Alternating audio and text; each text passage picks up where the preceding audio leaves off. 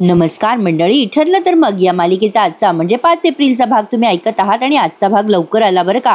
तर सुरुवातीला तुम्ही बघणार आहेत की सायलीने पूर्णाजीसाठी शिरा केलाच, प्रियाने गंडवलं पूर्णाजीला लिटरली. पण आता हे सगळं सायलीच्या लक्षात आलंय. तिने आज प्रतिमा आत्याला पण गंडवलंय. पण सायली आता तिच्या खोलीमध्ये कॅमेरा ठेवणार आहे प्रेक्षकांनो आणि तिच्या बाबतीतले सगळे प्रूफ गोळा करणार आहे. तर बघा, आजचा एपिसोड सुद्धा इंटरेस्टिंग दाखवलाय त्यांनी. सुरुवातीला आपण बघतोय प्रियाला उशीर होणार असतो, तेव्हा विमल म्हणते हो ना प्रियाताई उशिरा येतील आणि त्यांच्या हाताला तुमच्यासारखा उरक नाहीये सायलीताई, आणि त्यांना वेळ लागेल शिरा बनवायला. त्यामुळे सायली म्हणते हो ना, पूर्णाजीच्या जेवणाची वेळ टळेल. म्हणून आता सायलीने पटकन शिरा बनवून ठेवलाय. इकडे या कल्पनाताई येऊन पूर्णाजीला आग्रह करत असतात, असं काय करताय पूर्णाई, अहो थोडंसं खाऊन घ्या ना.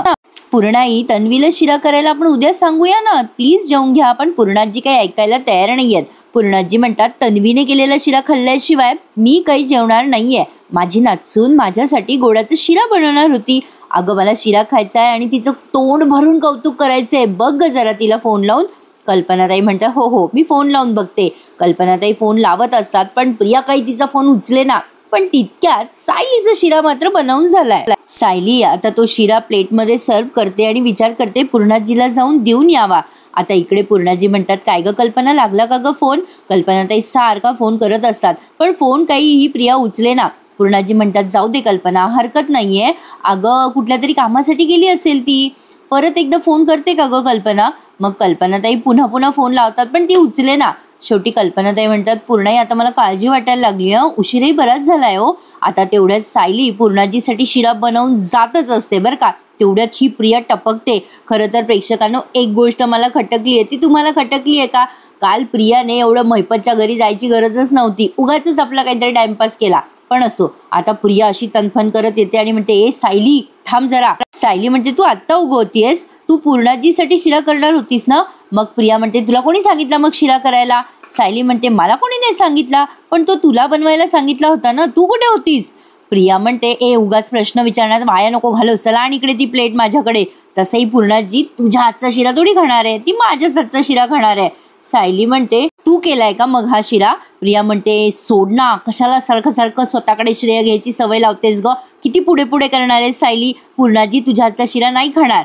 त्यावर तिला सायली उत्तर देते हे बघ प्रिया, शिरा कोणी केलाय याला महत्व नाहीये, फक्त पूर्णाजीचं पोट भरायला पाहिजे, त्या उपाशी नाही राहिल्या पाहिजे, या गोष्टीसाठी मी तुला हा शिरा देतेय, जा घेऊन. आता प्रिया लगली आयत्या गोष्टीवर रेघोट्या ओढायला तयारच असते.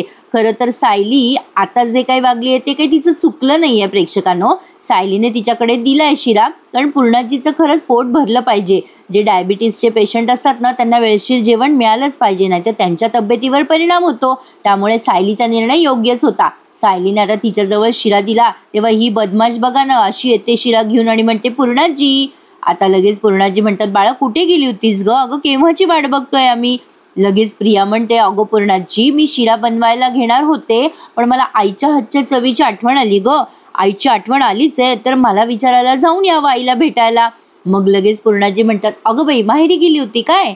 प्रिया म्हणते हो ना पूर्णाजी, माहेरची आठवण आली ना की कसं राहवतच नाही ग, मग जाऊन भेटून आले आईला आणि गेले तेव्हा तिथून पायच निघत नव्हता म्हणून उशीर झाला ग पूर्णाजी, सॉरी. अगं मला उशीर झाला आई, सॉरी हं.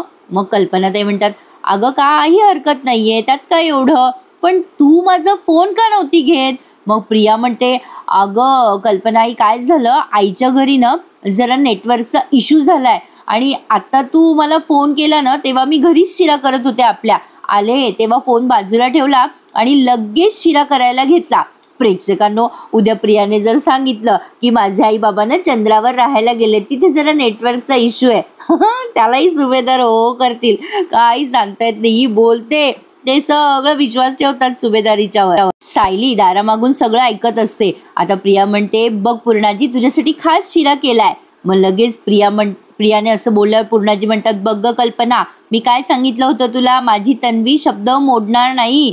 कल्पनाताई म्हणतात अहो पूर्णाई आता तरी शिरा खा, मग जेवायचं पण आहे तुम्हाला. पूर्णाजी म्हणतात बाई जेवायचं नको ग, शिरा खाते मी. आता असं म्हणून त्यांनी शिरा घेतलाय. आता त्या शिऱ्याचा सुगंध त्यांना मस्त आलाय आणि माझ्या तोंडाला पण पाणी सुटलंय. मी आज शिरा करणार नाश्त्याला, कोण कोण करणार आहे त्यांनी कमेंट करून सांगा, मला पण शिरा फार आवडतं बाई.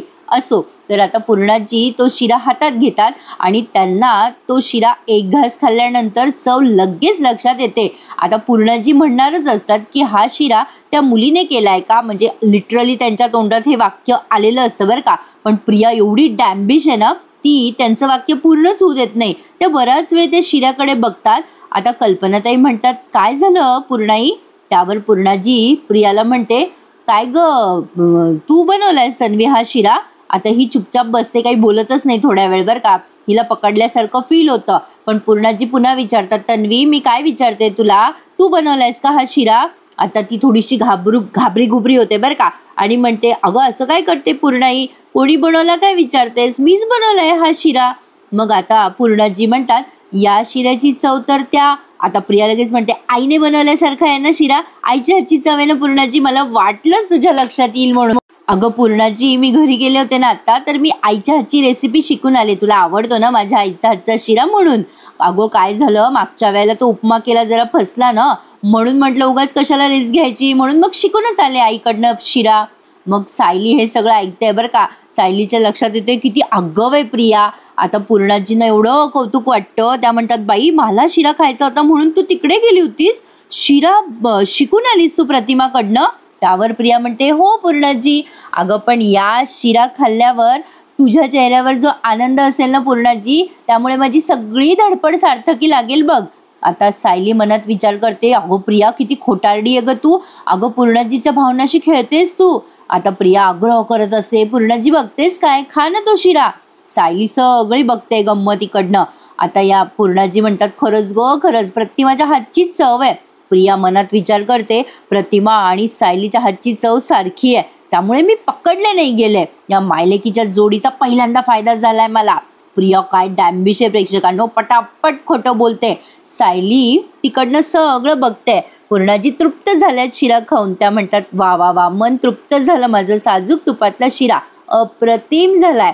आता पूर्णाजीने कल्पनाताईंना त्यांची पर्स आणायला सांगितली आहे. कल्पनाताई पर्स देतात तेव्हा पूर्णाजी प्रियाला 500 रुपये देतात बक्षीस म्हणून. पूर्णाजी म्हणतात, घे बाळा, तू माझ्यासाठी शिरा बनवलास ना. मग प्रिया म्हणते, पूर्णाजी याची काय गरज आहे, तू दिले होते की मागच्या वेळेला पैसे. त्यावर पूर्णाजी म्हणतात, नाही नाही, आज तू गोड बनवलंस ना, साजूक तुपातला शिरा किती छान झाला, घे घे, तू डिझर्व करतेस, घे, म्हणजे असं त्यांना म्हणायचं आहे. आणि मग प्रिया पैसे घेते आणि पाया पडते त्यांच्या. पूर्णाजी आशीर्वाद देतात. आता ही कल्पना त्यांच्या पण पाया पडते आणि मग ती रिकामी प्लेट तिथून घेऊन जाते. येते मी असं म्हणून ती निघाली आहे बरं का. आता बाहेर सायली उभीच असते हिच्या स्वागताला. आता पूर्णाजी खुश झालेल्या असतात. कल्पनाताई विचारतात त्यांना प्रिया गेल्यावर, काय पूर्णाजी खुश की नाही? आता पूर्णाजी म्हणतात, हो खुशम खुश झाले मी आज. असं. आता प्रिया त्या सायलीकडे रिकामी प्लेट देते बरं का आणि तिला म्हणते, बघितलं का सायली, आवडती सून असल्याचा कसा फायदा होतो. सगळी मेहनत तू केलीस, पण कौतुक मात्र माझं झालं. ते पैसे दाखवते ती सायलीला आणि म्हणते, पूर्णाजी तुला साधं उभं पण करत नाही ग सायली डोळ्यासमोर. त्यावर सायली म्हणते, प्रिया या प्लेटकडे बघ बरं, रिकामी झाली की नाही. पूर्णाजीने सगळा शिरा संपवलाय, म्हणजे मला जे हवं होतं तेच झालं. पूर्णाजीने वेळेत काहीतरी खायला हवं होतं, हे महत्वाचं होतं माझ्यासाठी. कौतुक कोणाचं झालं हे महत्वाचं नव्हतं ग प्रिया. नाही काय ग प्रिया, तू कधीतरी असं शिरा करशीलच ना, तेव्हा काय बोलशील ग पूर्णाजीला? प्रतिमा आत्याने शिकवलेला शिरा आहे असं सांगशील का? माझी खात्री आहे तू काही त्यांच्या घरी शिरा वगैरे शिकायला गेली नव्हती. प्रिया सायलीला उत्तर देते, तुला काय करायचंय का त्याच्याशी, ते मी बघून घेईल. सायली म्हणते, प्रिया खोटेपणाने माणसांचे मन जिंकता येत नाही अगं, त्यासाठी मनच साफ असायला हवं असं म्हणून ती तिथून निघून जाते. पण प्रियाला सायलीच्या बोलण्याचा काही फरक पडत नाही. प्रेक्षकांनो, तिला जे पाहिजे तेच ती करत असते. पण शेवटी खोट्याचं आयुष्य हे कमी असतं हे तितकंच खरं आहे. त्यामुळे प्रिया कधी ना कधी फसणारच आहे प्रेक्षकांनो. तिचा पापाचा घडा लवकरच भरणार आहे. आता या प्रतिमा त्या आणि सुमनताई गप्पा मारतात बरं का छान. आता मजा येते प्रेक्षकांनो. लगेच या प्रियाच्या घरी फोन लावतात दोघी. काय होतं ते बघत राहा. या सुमनताई म्हणतात, वहिनी अहो येऊ का? आता त्या तिथे बसतात. प्रतिमा त्या म्हणतात, अगं बस ना सुमन. मग सुमन म्हणते, अहो वहिनी माझ्या मनातनं राहून एक गोष्ट येते हो. प्रतिमा त्या म्हणतात, कुठली ग सुमन? सुमन म्हणते, अहो आपल्या तन्वीचं लग्न एवढ्या गडबडीत झालं की काहीच रीतीभाती करता नाही आल्या. आपण अश्विन आणि तन्वीला जेवायला बोलवायला हवं ना घरी, मांडव परतनी केल्याचं समाधान. त्यावर प्रतिमात्या म्हणतात, हो ग सुमन, करायचं बरंच काही राहिलंय. अगं पण त्यांची नाही ना ग परमिशन मिळणार. त्यावर सुमन आत्या म्हणतात, हो वहिनी, पण आपली नवीन नवीन लग्न झालेली पोर आहे हो, तिचं काहीतरी कोड कौतुक करावं लागेल ना. अहो, आपल्या पोरीला लहानपणी काहीच कौतुक मिळालं नाही आणि आताही मिळत नाही तर जीव जळतो. प्रतिमात्या म्हणतात, हो न ग सुमन, सगळं तन्वीच्या मनासारखं व्हायला हवं, मला हे असंच वाटतं ग, म्हणून ते लग्न होऊ दिलं मी हे. सुमन म्हणते, हो ना वहिनी, मग आता आपण रीतीभाती पाळूयात ना. हवं तर भाऊजी घरात नसताना आपण तन्वीला जेवायला बोलूयात, काय म्हणता? नाही म्हणजे वादावादी होण्याचा प्रश्न येणार नाही ना. प्रतिमात्या म्हणतात, हो ग सुमन, लेक जावाई घरात जेवायला आले तर मलाही बरं वाटेल ग. मग सुमन म्हणते, वहिनी, मग लगेच आपण फोन करूया का तन्वीच्या घरी? थांबा, मीच फोन लावते. असं म्हणून आता सुमनने डायरेक्ट फोन लावलाय बरं का यांच्या घरी, आणि नेमका तो फोन अश्विनने प्रियाला स्पीकरवर टाकायला सांगितलाय. सुमन फोन लावते आता प्रियाच्या मोबाईलवर, तेव्हा तिचा फोन वाजत असतो. प्रिया जरा घाबरते, सुमन काकीचा फोन कसं काय आला असेल. आता सायली पण तिथेच उभी आहे, या कल्पनाताई आणि अश्विन सगळे. प्रिया तिचा फोन झाकत असते, पण कल्पनाताईंना दिसतंच. कल्पनाताई म्हणतात, अगं तन्वी, अगं सुमनचा फोन येतोय वाटतं, अगं उचल उचल, अगं उचल ना, तुझा फोन वाजतोय, लक्ष कुठे तुझं, अगं उचल फोन. आणि तन्वी, अगं प्रतिमाला सांग मी विचारलं म्हणून. आता अश्विन म्हणतो, एक काम करणं, अगं तन्वी, फोन स्पीकरवर टाक, म्हणजे तुला जेवता पण येईल बोलता बोलता. आता हिला पर्यायच नसतो फोन स्पीकरवर टाकल्याशिवाय, पण काय खोटारडी आहे प्रेक्षकांनो ही, बाप रे बाप. आता फोन उचलते ती, स्पीकरवर सुद्धा टाकते. आता तिकडनं सुमन म्हणते, हॅलो तन्वी, अगं बेटा कशी आहेस तू? आता लगेच ही म्हणते, हो मी मजेत आहे. सुमनताई म्हणतात, काय ग तन्वी, लग्न झाल्यापासून विसरलीस ना आम्हाला? किती दिवस झाले बाई, भेटच नाही झाली. आता इकडे कल्पनाताई शॉक होतात ना, ही आत्ता तर जाऊन आली त्यांच्याकडे, हिने तर सांगितलं. मग प्रिया म्हणते, अगं काकी असं काय करतेस, मी आजच येऊन गेले ग, तुला आईने सांगितलं नाही का? मग या सुमनताई म्हणतात, तू घरी आली होतीस, पण मला वहिनी काही बोललेच नाही बाई. आता बघा प्रेक्षकांनो, हिने प्रतिमात्याची स्मृती गेल्याचा फायदा घेतलाय. आता या सुमनताई म्हणतात, तू आली तेव्हा मी कुठे होते? मग सुमनच म्हणते तिची ती, अगं हा बरोबर, मी माझ्या मैत्रिणीकडे गेले होते मगाशी, तेव्हा तू आली होतीस का? सगळेजण प्रियाकडेच बघतात बरं का. प्रिया आता लगेच फिरवते तिचे शब्द आणि म्हणते, अगं हो, तेव्हाच येऊन गेले मी काकी, आई भेटले ना मला मगाशी.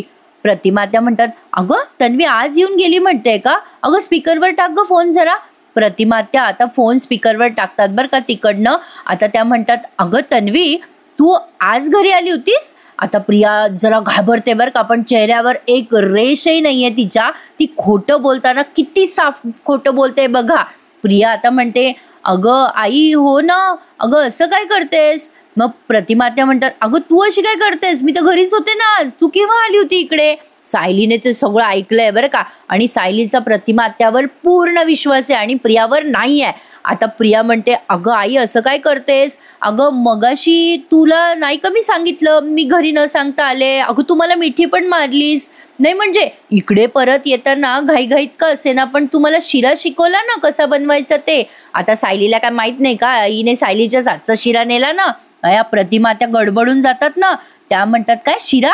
मग प्रिया म्हणते, अगं नाही का आई, निघताना आपल्या दोघींच्या डोळ्यात पाणी आलं होतं, मी तुला म्हटलं सुद्धा की सुमन काकीची आणि माझी चुकामुक झाली आहे, पण मी तिची आठवण काढली आहे, सांग तिला. अगं आई असं काय करते, तुला आठवत नाहीये का?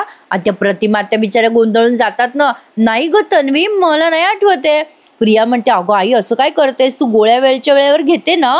प्रतिमात्या टेन्शनमध्ये तिकडे. प्रिया म्हणते, अगं आई असं काय करतेस तू, अगं अशा गोळ्या विसरत जाऊ नकोस. प्रिया आता इतकं काही बोलते ना प्रेक्षकांनो, त्यामुळे त्या प्रतिमात्या गडबडून जातात. त्या म्हणतात, अगं असं काय बोलतेस तू तन्वी, अगं तू जे काही बोलतेस त्यातलं काहीच घडलेलं नाहीये. पण प्रिया त्यांना चक्क उल्लू घुमवते. आता काय ना प्रेक्षकांनो, तुम्हाला वाटेल की काहीचं काही दाखवत आहे, पण त्या बिचाऱ्या प्रतिमात्या आजारी आहेत, त्यामुळे त्यांच्या आजारपणाचा फायदा ही घेते. प्रतिमात्या अगोदर तर भांबावून जातात, पण त्यांनी सिक्वली सगळं व्यवस्थित सांगितलंय. नाही ग तन्वी, अगं गेली होती सुमन तिच्या मैत्रिणीकडे, पण सुमन गेल्यानंतर मी कपड्यांच्या घड्या केल्या, नंतर इस्त्री सुद्धा केली. अगं असं काय करतेस, म्हणजे ही निघाल्यानंतर मी रात्रीच्या पोळ्या पण केल्या, नंतर इस्त्री केली, तोपर्यंत तर सुमन आली होती घरी. असा फारसा वेळ लागला नाही सुमनला यायला. येताना सुमनने भाजी सुद्धा आणली आहे, मला सगळं आठवतंय की. अगं तिने हिरवी भेंडी आणली, पालक आणला, गवार भेंडी सुद्धा आणली.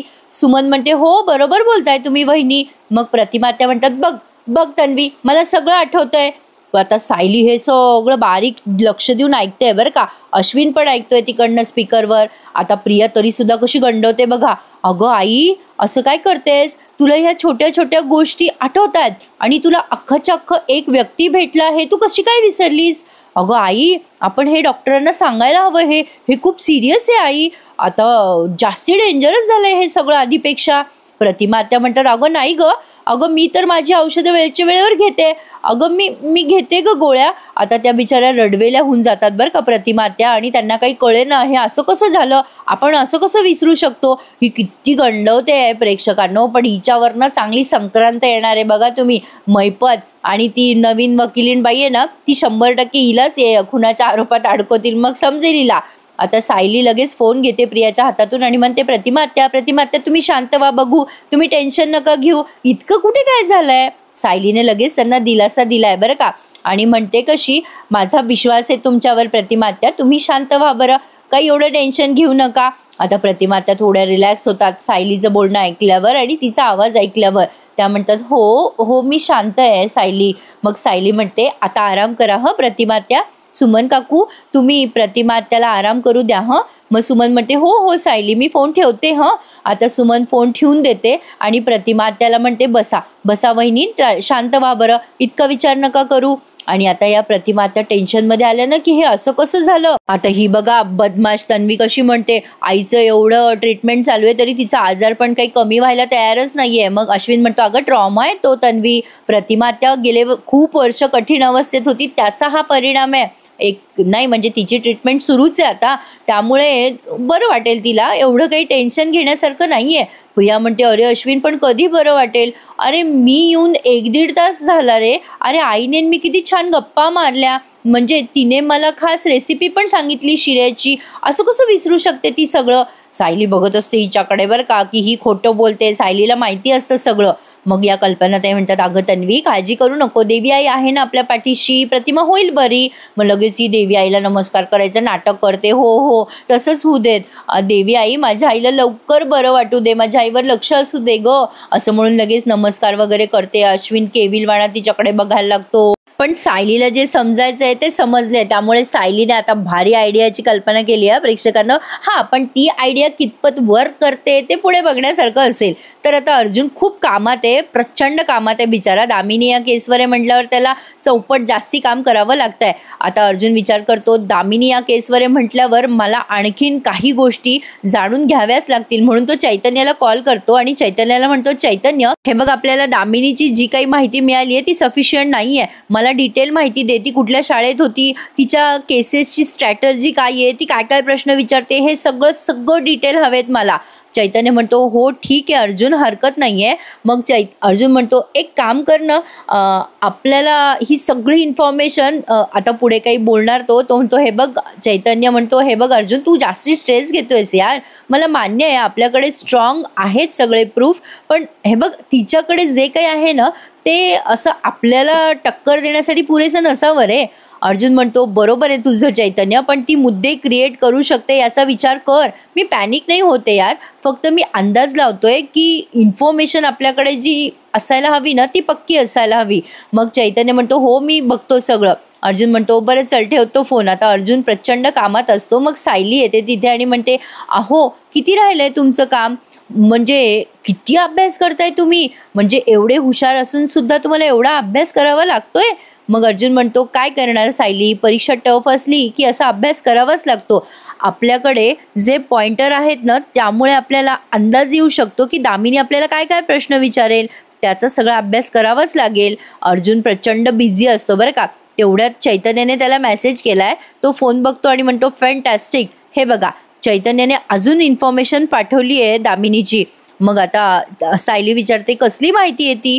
मग अर्जुन म्हणतो, लॉ कॉलेज, तिचं कॉलेज, तिची शाळा, सगळी माहिती आहे. आणि यु नो वॉट सायली, मला जे जे हवं आहे ना ते सगळं काही मिळतं आहे. आपल्याला ना कोर्टात समोर जो माणूस आहे त्या माणसाचा मेंदूचा अभ्यास करता आला पाहिजे. मला हे सगळं सिनियरने शिकवलं आहे. आपल्याला समोरच्या माणसाची सगळी माहिती पाहिजे.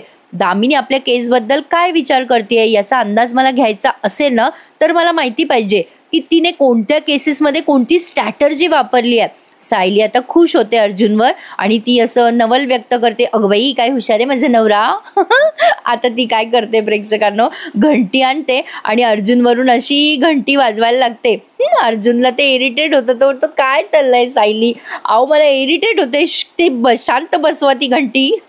सायली म्हणते, अहो असं काय करताय, मला दिसतंय तुम्ही काम करताय ते. अर्जुन म्हणतो, मग कशाला वाजवताय ते. सायली म्हणते, तुमची दृष्ट काढतीये. पण प्रेक्षकांना अशी घंटीने दृष्ट काढता का बाई, हे नवलच आहे. अर्जुन म्हणतो, 1 मिनिट, मला नाही लागणार कोणाची दृष्ट, ठेवता का ते बाजूला, मला काम करू द्या ना. सायली म्हणते, हे बघा मला माझ्या भाबड्या श्रद्धेने जे सांगितलं ना ते मी केलं, आता तुम्ही तुमचं काम करा, आता मी तुम्हाला त्रास नाही देणार. असं म्हणून सायली आता ती घंटी घेऊन बाजूला जाते. अर्जुन म्हणतो, थँक्यू. आता पुन्हा अर्जुन त्याचं काम करत असतो, इकडून तिकडे तिकडून इकडे. बऱ्याच वेळ त्याचा बिचाऱ्याचं झाल्या दाखवल्यात. मग सायली काय करते, जेवणाचं ताट वाढून घेते आणि म्हणते, अहो चला बरं 15 मिनिटाची जेवणाची सुट्टी घ्या.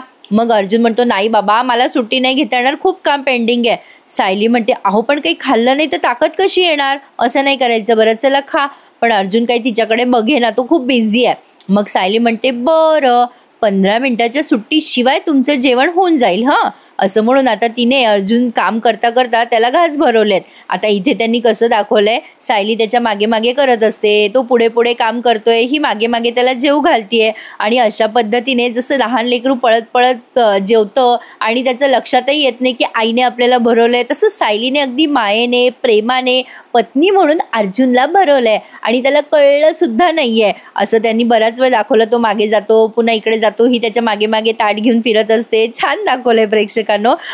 पत्नी सुद्धा आईप्रमाणेच जीव लावते ना नवऱ्याला, मग काय हरकत आहे. आता अर्जुनने केव्हा जेवलं हे त्यालाही समजत नाही, तो म्हणतो, झालं माझं मिसेस सायली, नको मला आता. तोपर्यंत सायली गेलेली असते. आता अर्जुन विचार करतो, अरे च्या, यांनी मला भरवलं आणि माझी दृष्टही काढली आणि आता ह्या गेल्या सुद्धा, किती गोड आहे ना माझी बायको. अर्जुनला खूप असं भारी वाटतं की किती सॉलिड बायको भेटली आपल्याला, खरं आहे असं त्याला वाटायलाच हवं. अर्जुन विचार करतो, सायली माझ्यासाठी काय काय करते आणि मी विचार पण करत नाही तिचा, मी किती बॅड नवरा आहे. तेवढ्याच सायली येते आणि म्हणते, आणखीन काही हवंय का तुम्हाला, बडीशेप आणू का. अर्जुन म्हणतो, नको नको मला काही नकोय, मला ते मीठ आणि मोहरी देता का. सायली म्हणते, अगं बाई ते कशासाठी. अर्जुन म्हणतो, कारण ना मला बायकोची दृष्ट काढायची आहे. माझी बायको इतकी गोड आहे, इतकी क्यूट आहे ना, कधी कधी मलाच भीती वाटते, मलाच माझ्या बायकोची नाही, माझी दृष्ट माझ्या बायकोला ना लागो. खरंच ना मी किती बिझी असतो ना सायली, तुमच्या जागी दुसरी कोणी असते ना तर तिने कटकट केली असती हो, पण तुम्ही तशा नाही आहात, तुम्ही कधीच कंप्लेंट करत नाही या बाबतीत. सायली म्हणते, ते जाऊ द्या हो, त्याचं काय एवढं. अर्जुन म्हणतो, नाही नाही असं कसं, तुम्ही जेवण दिलं मला, तुम्ही मला एवढं छान माझी दृष्ट काढली, मी ते नोटीस सुद्धा केलं नाही, सो कॉम्पन्सेशन म्हणून मी तुम्हाला उद्या रात्री डिनरला घेऊन जाणार आहे. सायली म्हणते, अहो खरंच याची काही गरज नाही आहे, तुम्ही तुमचं कर्तव्य करताय आणि मी माझं कर्तव्य करतीये. अर्जुन म्हणतो, लग्न म्हणजे काय कर्तव्य असतं का मिसेस सायली, अहो आपण एकमेकांना वेळ नको का द्यायला. सो माझा डिनर फायनल झालाय. सायली म्हणते, अहो पण. अर्जुन म्हणतो, नाही नाही आता मी तुमचं ऐकणार नाही, आपण जाणार म्हणजे जाणार, डिनरसाठी जाणार. सायली म्हणते, बरं तुम्ही म्हणाल तसं. अर्जुन म्हणतो, ग्रेट. सायली म्हणते, मी आलेच आता अर्जुन सायलीकडे असा बघत राहतो. पण नंतर आता मजा आली आहे बघा, खाली यांचे जेवण अजून चालूच असतात. सायली तिथून निघून खाली येते. अश्विन विचारतो, मम्मा अगं पूर्णाजी पोटभर जेवली की नाही. मग कल्पनाताई सांगतात अश्विनला, अरे हो बाबा, पूर्णाईने पोटभर शिरा खाल्लाय तन्वीने केलेला, पण तरी सुद्धा शिरा खाल्ल्यावर मी त्यांना बळजबरी एक पोळी आणि भाजी जेवू घातली रे, नाही उगाचच रात्री भूक लागेल ना त्यांना, त्या झोपल्या पण असतील रे. मग आता अश्विन म्हणतो, तन्वी अगो शिरा काय सुपर्ब झाला होता ग, म्हणजे सायलीने सगळ्यांसाठीच केला बरं का शिरा. आता सायली अशी बघते प्रियाकडे, मग प्रिया सायलीकडे बघते पण अश्विनला म्हणते, थँक्यू अश्विन. मग कल्पनाताई म्हणतात, विमल अगं हे सगळं आवरून घे. मग सायली म्हणते, आई मी आवरेल ना, तुम्ही जा झोपायला.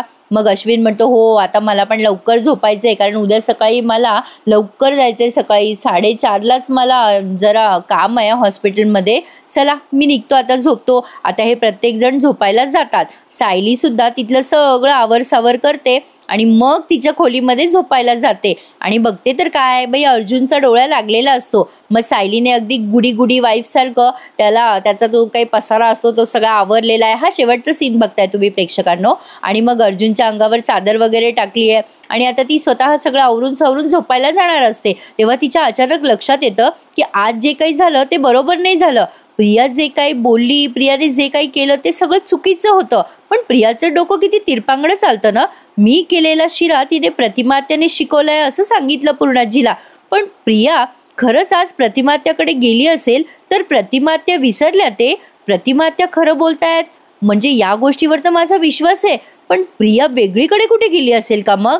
मला आता प्रियाच्या वर लक्ष ठेवायलाच हवं. आता सायलीच्या डोक्यात अचानक काहीतरी येतं. सायली विचार करते ह्या दामिनी देशमुखने केस घेतल्यानंतर प्रियाच्या म्हणजे डोक्यात काहीतरी चालू असेल का? म्हणजे प्रिया त्यांना काही माहिती देत असणार का? मला हे सगळं कसं कळणार? प्रियाच्या बाबतीत मी पुरावा कसा मिळवू? मला कळलं जरी तरी माझ्या हाती पुरावा हवा ना. मग आता सायलीच्या लक्षात येतं अस्मिताने आणि तिने मिळून यांच्या खोलीत पुरावा ठेवला होता ना. म्हणजे मोबाईल ठेवला होता की यांचं जे जे बोलणं रेकॉर्ड होत आहे ते सगळं यांना कळालं पाहिजे. ते सायलीच्या डोक्यात येतं आणि आता सायली ठरवते तीच आयडियाची कल्पना वापरायची आणि प्रियाच्या खोलीमध्ये मोबाईल नेऊन ठेवायचा. आणि तसं तिने केलंय सुद्धा. आता इथेच यांनी हा एपिसोड संपवलाय प्रेक्षकांनो. आता पुढच्या भागामध्ये आपण बघतोय महिपत तिथे जास्ती आगोपणा करायला जातो दामिनीच्या ऑफिसमध्ये. तेव्हा दामिनी त्याच्या ओरडते आणि म्हणते मला शहाणपणा शिकवायचा नाही. ही केस माझी, आता मी घेतली की नाही, काय करायचं आणि काय नाही ते माझं मी बघू. ही केस आता माझी आणि या केसपासून जितकं होईल ना तितकं तुम्ही लांब राहायचं. पण आता महिपत तिला धमकी देतो उगच काय ना मॅडम माझ्या पोरीची केस आहे म्हणून बरं का, नाहीतर. आता असं बोलतो तो तेव्हा दामिनी त्याच्याकडे रागाने बघते आणि इकडे प्रिया रूममध्ये येते तेव्हा सायलीने ऑलरेडी तो मोबाईल तिथे फिट केलेला असतो. तर काय वाटतं प्रेक्षकांनो तुम्हाला, सायलीला पुरावा मिळेल का प्रियाच्या बाबतीत? मला नक्की कमेंट करून कळवा. आणि हो, या रविवारी जमलंच तर आपण रात्री लाईव्ह सेशन घेऊयात. मला सांगा नक्की रविवारी तुम्हाला वेळ आहे का? आपण तसं ठरवूयात. उद्या मी तसं तुम्हाला सांगेलच उद्याच्या रिव्ह्यूमध्ये आपलं टायमिंग लाईव्ह येण्याचं. तर प्रेक्षकांनो आजचा भाग कसा वाटला मला कमेंट करून सांगा. ज्यांनी चॅनल नसेल सबस्क्राईब केले त्यांनी चॅनलला सबस्क्राईब करा आणि आपले सगळे रिव्ह्यूज एन्जॉय करा. भेटूयात उद्या. धन्यवाद.